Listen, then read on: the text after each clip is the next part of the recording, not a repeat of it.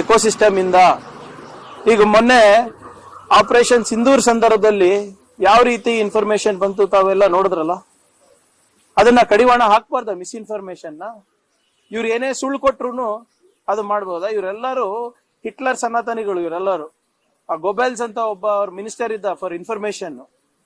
100 ಸರಿ ಸುಳ್ಳನ್ನೇ ಹೇಳೋದು, ಅದ್ 100 ಸರಿ ಪ್ರತಿಪಾದನೆ ಮಾಡಿದ್ರೆ ಸತ್ಯ ಆಗುತ್ತೆ ಅಂತ. If they have a problem ಕೋರ್ಟಿಗೆ ಹೋಗ್ಲಿ ಅವರು.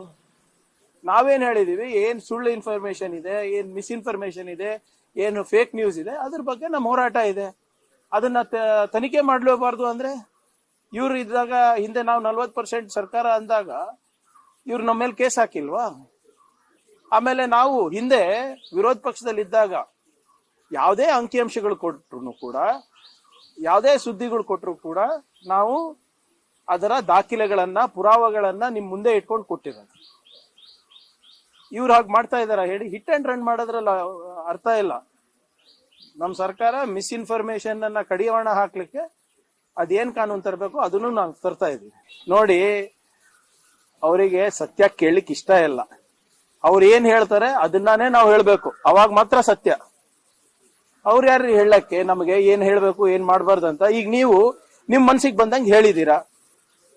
ಕಾನೂನು ಚೌಕಟ್ಟಿನಲ್ಲಿ ನಮಗೊಂದು ಅವಕಾಶ ಇದೆ, ಅದನ್ನ ನಾವು ಉಪಯೋಗ ಮಾಡ್ಕೋಬಾರ್ದಾ?